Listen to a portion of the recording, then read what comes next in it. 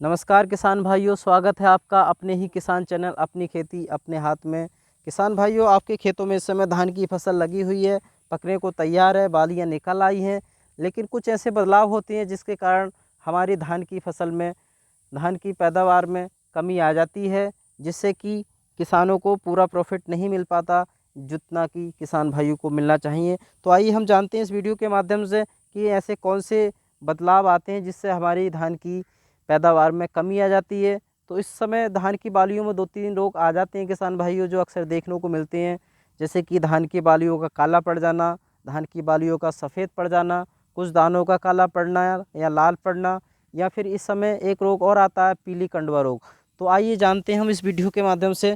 तो जैसे किसान भाइयों की मैं देख पा रहा हूँ, मैंने ये बाली ली है और आप देखें इस बाली को, तो इस बाली के कुछ दाने लाल पड़ रहे हैं और काले पड़ गए हैं। अगर हम दूसरी बाली को यहाँ किसान भाइयों देखें, तो ये बाली आप देख रहे होंगे, ये मैंने बाली ली, इसको अगर आप देखें तो ये बाली पूरी काली पड़ गई है।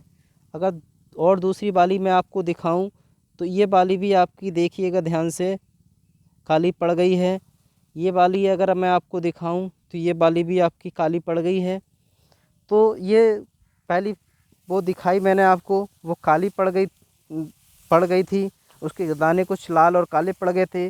दूसरी बाली सफ़ेद पड़ रही है हमारी कुछ बालियां, और आपको मैं दिखाता हूं किसान भाइयों। जैसे कि मैंने एक बाली ली है, इसे आप ध्यान से देखिएगा, ये बाली आपकी सफ़ेद पड़ गई है किसान भाइयों। और मैं इसको दिखाने की कोशिश करूँगा आपको।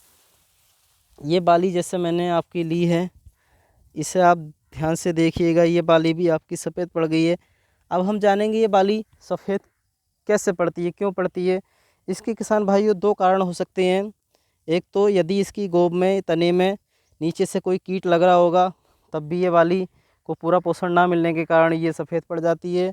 और दूसरा, इस समय फफूंद का भी प्रकोप हमारी धान की फसल में हो जाता है, जिसके कारण भी ये बाली सफ़ेद और काली पड़ जाती है पोषण ना मिलने के कारण।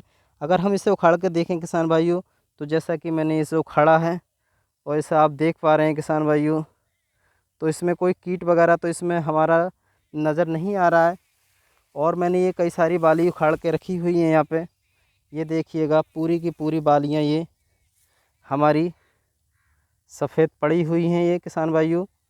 और इनमें अगर हम देखें इनकी गोब को इस तरह से, तो इसमें कोई भी कीट वगैरह हमारा नज़र नहीं आ रहा है। और तीसरा रोग हमारा इस समय पीला कंडवा है, जिससे मैं आपको दिखाना चाहूँगा किसान भाइयों। ये देखिएगा, ये ध्यान से देखें आप, इसमें जो है कुछ दाने हमारे पीले पड़ गए हैं, उसमें चूर्ण वगैरह बन गया है। तो इससे भी हमारी फसल को काफ़ी नुकसान हो जाता है, पैदावार में काफ़ी कमी आ जाती है।